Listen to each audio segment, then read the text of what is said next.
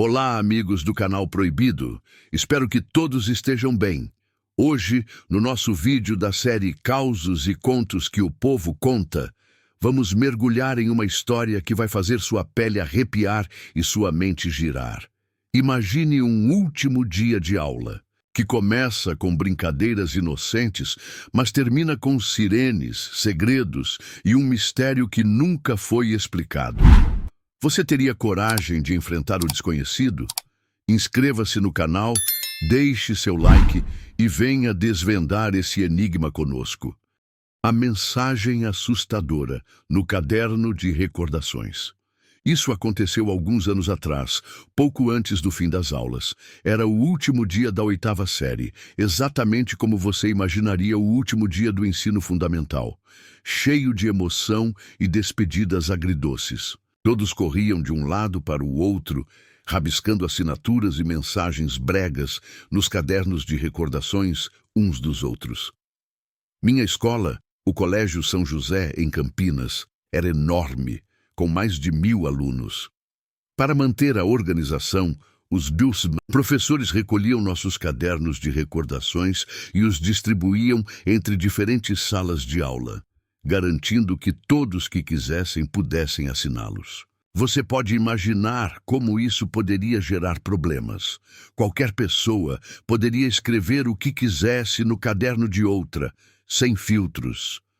Os professores faziam o possível para evitar confusões, mas eu sabia de algumas crianças que escreviam mensagens maldosas para pessoas de quem não gostavam. No final do dia, quando recebi meu caderno de volta, folheei as páginas com ansiedade, lendo os bilhetes engraçados dos meus amigos. Enquanto examinava as páginas, algo chamou minha atenção. Havia uma assinatura sob a foto de alguém que eu nunca tinha visto antes. O nome era João Pedro da Silva, um nome que jamais esquecerei. A mensagem que ele escreveu era curta, simples e, para ser honesto, um pouco perturbadora. Dizia: "Valeu, a gente se vê novamente." Fiquei encarando a página, completamente confuso. Nunca havia trocado uma palavra com esse tal João Pedro. Mas não havia nada que eu pudesse fazer. O ano letivo tinha acabado, então eu não o encontraria mesmo que quisesse. Atribuí aquilo a uma criança estranha sendo estranha, ou talvez a um erro honesto. De qualquer forma, deixei de pensar no assunto. Algumas horas depois, eu estava em casa, organizando uma festa do pijama no meu quintal com meus melhores amigos, Lucas, Mateus e Tiago. Nós 4 devorávamos salgadinhos de milho e jogávamos Free Fire a noite toda. Como o quarto dos meus pais ficava no andar de cima, não precisávamos nos preocupar em fazer silêncio. Por volta das 2 da manhã, estávamos brincando com a rede de vôlei do meu pai, quando ouvimos uma batida forte no portão de metal. O som nos calou instantaneamente. Quem diabos bateria no portão àquela hora? Parecia alguém que não queria acordar meus pais, ou que sabia que estávamos ali, ou talvez os dois. Não fazia sentido. A pessoa continuou batendo no mesmo padrão rítmico. Percebi que Tiago estava prestes a dizer algo e não consegui impedi-lo a tempo. Com uma voz alta e assertiva, ele perguntou quem estava lá. Quis dar um tapa nele. Ele praticamente anunciou que estávamos no quintal. Como o quintal não tinha janelas externas, era improvável que soubessem da nossa presença, mas agora sabiam. Após uma longa pausa, sem mais batidas, uma voz abafada respondeu: "Vem para o portão dos fundos." Era uma voz aguda, genuinamente alegre, como se fosse um amigo tentando se juntar à festa. Definitivamente, era a voz de um adolescente e não parecia forçada. Fiquei apavorado, não vou mentir. Meus amigos, no entanto, pareciam achar emocionante que um garoto aleatório estivesse do lado de fora. Insistiram para que eu pelo menos desse uma olhada. Mesmo relutante, cedi à pressão. Subimos os degraus até o portão dos fundos, tomando cuidado para não fazer barulho. Aproximei-me lentamente do portão, tentando ignorar as batidas no meu peito. Pela fresta, vi uma figura sombria parada sob a luz fraca do poste. Ao me aproximar mais, seu rosto ficou visível, meu queixo quase caiu. Era ele, João Pedro da Silva, o garoto que assinou meu caderno.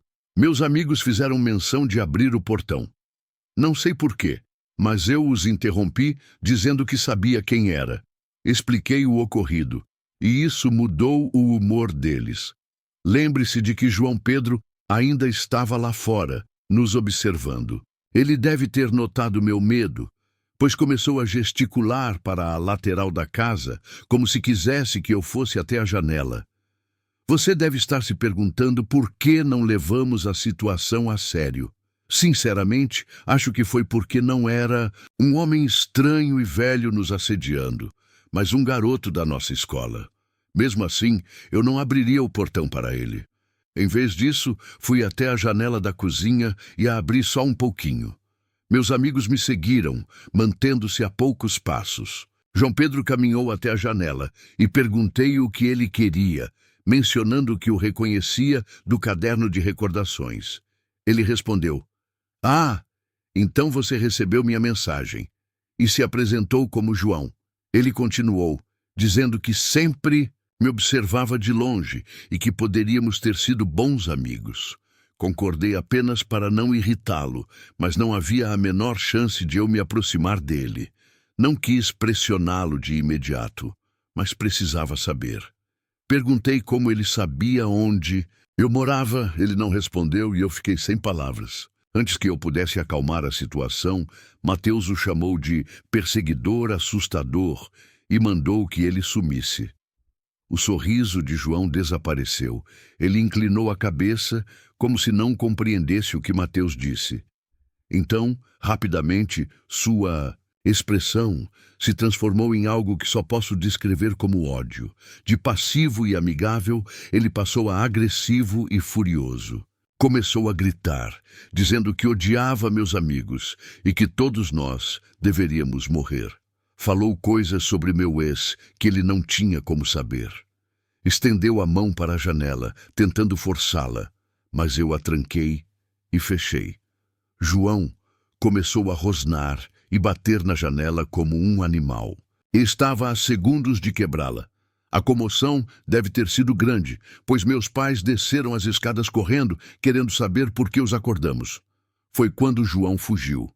Contei aos meus pais o que aconteceu, e meu pai correu para fora de Samba Canção.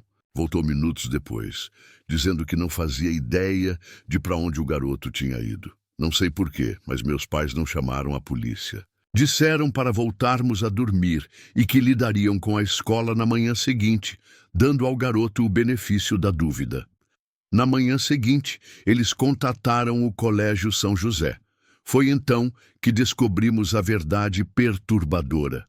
João havia sido expulso semanas antes do fim do ano e não deveria estar na escola no último dia. Os cadernos de recordações foram impressos antes da expulsão, o que explicava sua foto ainda estar lá. Isso significava que ele invadiu a escola só para escrever aquela mensagem, o que me apavorou profundamente. Apesar dos esforços da escola, ninguém conseguiu localizar João. Era como se ele e seus pais não existissem. O caso foi abafado, mas até hoje não sei como ele descobriu meu endereço. Isso é o que mais me assusta. A teoria é que ele era um garoto problemático, com questões mentais, que desenvolveu uma obsessão estranha por mim e me perseguiu por sabe-se lá quanto tempo. Meus pais ficaram preocupados por semanas. Não falamos mais sobre isso, pois é desconfortável. Mas viver naquela casa nunca mais foi a mesma. O confronto perigoso na noite de formatura. Meu amigo Gabriel é um pouco desequilibrado, e quando digo pouco, quero dizer muito. Ele é daqueles caras que andam por aí se gabando de quão louco e agressivo é, como se isso fosse algo legal. Está sempre se metendo em brigas, não sabe manter a boca fechada e passa mais tempo na academia do que em qualquer outro lugar, incluindo a própria casa. Na verdade, eu poderia contar umas 5 situações envolvendo ele, mas a mais assustadora, sem dúvida, é a que você vai ouvir agora. Ela também me envolve diretamente e eu me sinto mais à vontade compartilhando minha própria experiência do que a de outra pessoa. Isso aconteceu há algumas semanas, coincidentemente no último dia do ensino médio, em maio de 2020. A cerimônia de colação de grau estava marcada para poucos dias depois. Então, mesmo com as aulas encerradas, ainda precisávamos ficar por ali. É tradição que os formandos curtam uma festa no último dia de aula. E foi exatamente isso que fizemos. Há uma praça enorme no centro de Ipanema, no Rio de Janeiro, onde todos os formandos se reúnem para tomar umas cervejas. Era lá que estávamos às 22. O lugar estava lotado. Havia mais de 1000 pessoas amontoadas na praça. Para mim, pelo menos, foi uma experiência agridoce, mas acho que todos estavam aliviados por terem concluído as provas finais, que são bastante difíceis no Colégio Bandeirantes. Existem outras tradições para os formandos que eu poderia mencionar, mas vou tentar ser breve. Éramos 6. Eu, C, T, R, N e, claro, Gabriel. Não acho que meus outros amigos se sentiriam confortáveis com seus nomes divulgados, então vou usar apenas as iniciais. Também vale mencionar que morávamos fora do campus no Leblon, o que significava que precisávamos atravessar a cidade a pé para chegar em casa. Há uma quantidade considerável de moradores de rua no Rio, então não era raro encontrar alguns deles à noite. De qualquer forma, estávamos voltando da praça quando Gabriel fez algo típico dele. Não foi exatamente culpa dele, mas isso não muda o que aconteceu. Enquanto atravessávamos a Avenida Visconde de Pirajá, um morador de rua apareceu correndo em direção ao nosso grupo e começou a gritar. Geralmente os moradores de rua por aqui ficam na deles, sob o efeito de drogas, alheios ao que acontece ao redor. Mas esse cara claramente queria confusão. Ele parou no meio da faixa de pedestres, gritando coisas como se fosse um guardião impedindo nossa passagem. Rimos um pouco e começamos a contorná-lo em um semicírculo amplo, pois não queríamos provocá-lo. Bem, todos nós, menos Gabriel. Em vez de se afastar, Gabriel começou a gritar de volta, mandando o cara sair da rua e parar de incomodar estranhos. O homem não gostou e deu alguns passos agressivos na direção dele. Foi quando o resto do grupo interveio para evitar uma briga. Devemos ter intimidado o sujeito, porque ele parou de avançar e voltou a gritar. Tentei puxar Gabriel para fora da rua, pedindo que se acalmasse, mas ele afastou minha mão com um empurrão. Antes que pudéssemos reagir, ele investiu contra o homem, gritando como louco. O morador de rua começou a correr, o que fez Gabriel parar e rir. Sei que não é certo, mas a cena foi de certa forma engraçada, por mais tensa que fosse. Era como correr em direção a um bando de pombos e vê-los se dispersar. Continuamos caminhando para casa depois disso. Alguns minutos depois, percebemos que o homem estava nos seguindo. Quando ele notou que o vimos, começou a gritar que tínhamos cometido um grande erro e que iria nos pegar, seja lá o que isso significasse. Começamos a vaiá-lo, na esperança de que ele se assustasse e fosse embora. Tenho quase certeza de que isso só piorou a raiva dele. Não me orgulho do que aconteceu naquela noite. Estávamos prestes a nos formar em uma escola renomada e havíamos bebido a noite toda.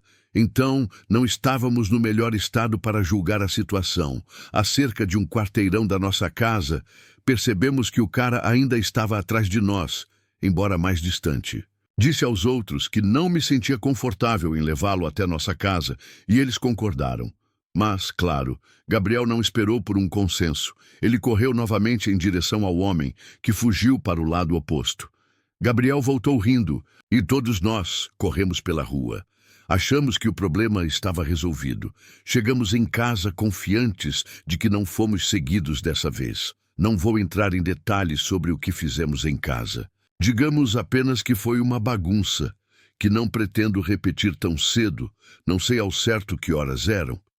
Eu estava cambaleando até a porta da frente para pegar meu pedido do iFood, quando notei algo estranho.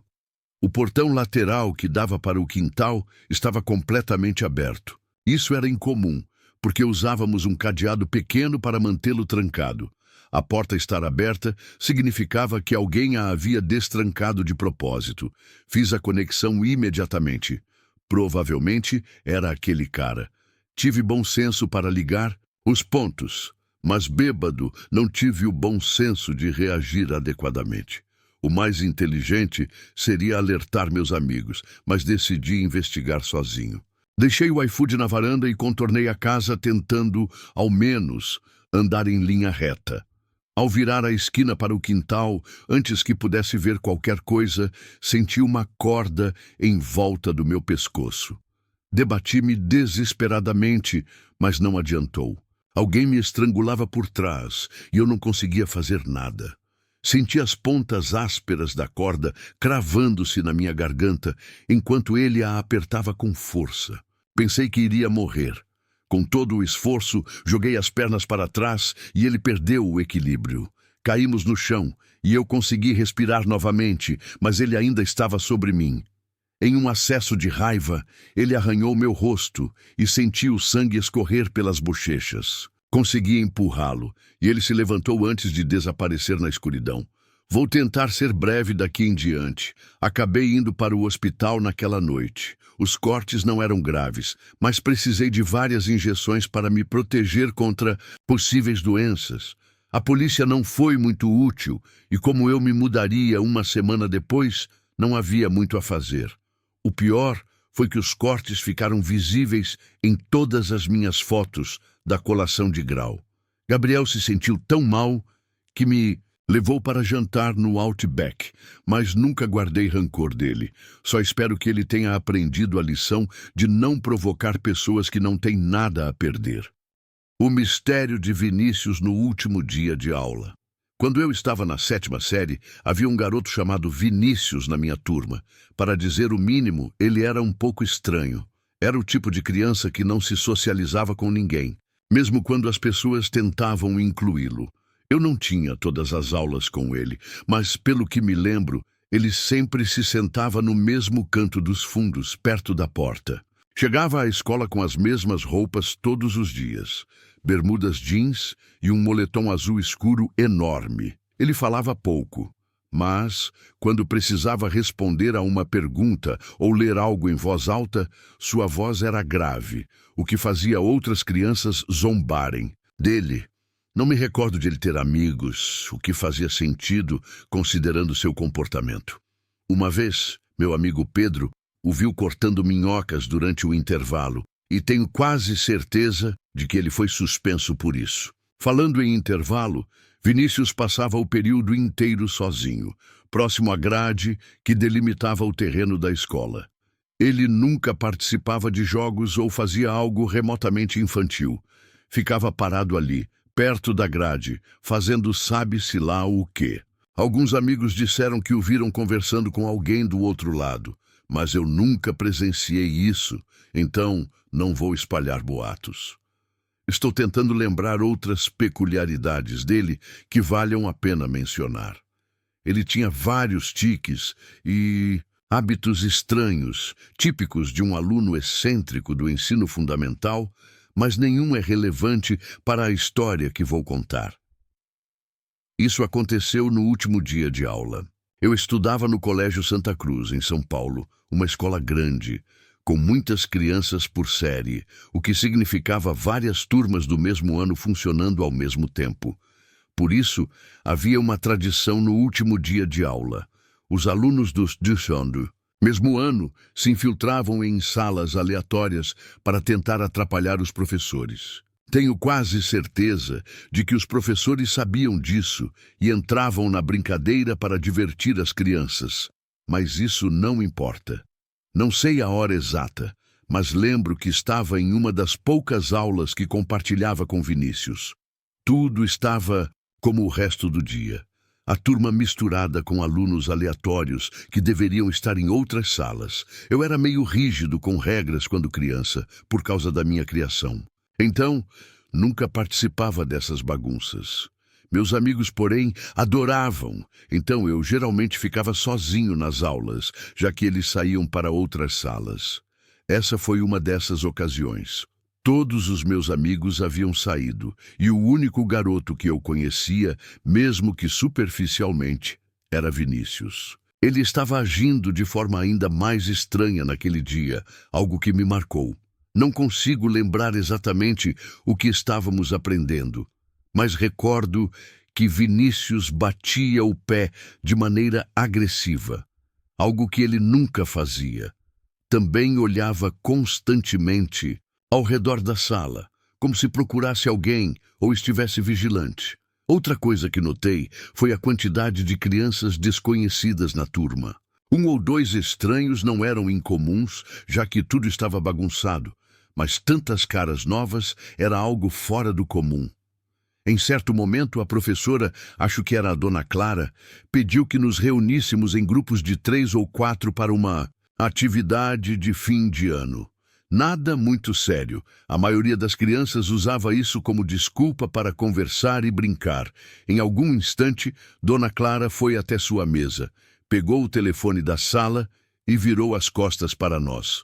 Minutos depois, outro professor, provavelmente da sala ao lado, apareceu. Eles saíram da sala e começaram a cochichar. Não foi uma conversa longa, talvez meio minuto, mas havia algo estranho, como se tentassem evitar alarme. Eu sabia que algo estava acontecendo. Dona Clara parecia inquieta. Essa é a melhor forma de descrever seu comportamento. Depois que terminaram, Dona Clara e o outro professor voltaram para a sala. Não disseram nada à turma. Apenas se aproximaram de algumas crianças específicas e se ajoelharam ao lado de suas carteiras. Eu não conseguia ouvir o que diziam, mas era algo discreto, como se não quisessem que o resto de nós percebesse. 1 minuto depois, essas crianças se levantaram e seguiram os professores até o corredor. Ninguém reagiu muito. Parecia que eu era o único que notava algo estranho. Desta vez, Dona Clara voltou sozinha minutos depois. Não mencionou as crianças que saíram. Apenas sentou-se à mesa e começou a mexer em papéis, como se nada tivesse ocorrido. Logo após isso, o alarme de evacuação disparou. Dona Clara não parecia esperar por isso. Ela nos pediu para formarmos fila e sairmos, e nos juntamos ao resto da escola no pátio atrás do prédio. Como de costume, todos foram agrupados por turma. Então acabei cercado de rostos familiares novamente. Enquanto estávamos ali, olhei para a escola sem motivo, apenas por hábito, e juro que vi algo se mover em uma das janelas do 2º andar. Foi rápido. Talvez fosse um reflexo ou uma sombra, mas parecia errado. A escola deveria estar vazia. Guardei isso para mim, mas fiquei apavorado com a ideia de voltar para o prédio, mas não voltamos. Antes que o alarme parasse, ouvimos sirenes. Minutos depois, vários carros de polícia entraram no estacionamento. Não eram apenas 1 ou 2, mas uma fileira inteira. Os policiais não perderam tempo. Saltaram dos carros e correram para dentro do prédio. Ninguém explicou nada. Os professores apenas pediram que ficássemos calmos e esperássemos. Depois de um tempo, alguém anunciou que as aulas terminariam mais cedo. Não havia ônibus. Tivemos que ligar para nossos pais. Nunca nos contaram o que realmente aconteceu. Meus pais, mais tarde, me explicaram o que a escola havia informado. Disseram que um grupo de crianças que não estudava na escola conseguiu entrar. Havia rumores de que planejavam algo perigoso. Aparentemente, Dona Clara encontrou ferramentas alarmantes na mochila de uma das crianças, e a escola usou o treinamento de evacuação para tirar todos. Os detalhes ainda são confusos, então espero estar explicando corretamente. O que realmente ficou na minha cabeça foi o que minha mãe disse no final, que essas crianças foram trazidas por Vinícius através da grade lateral durante o intervalo.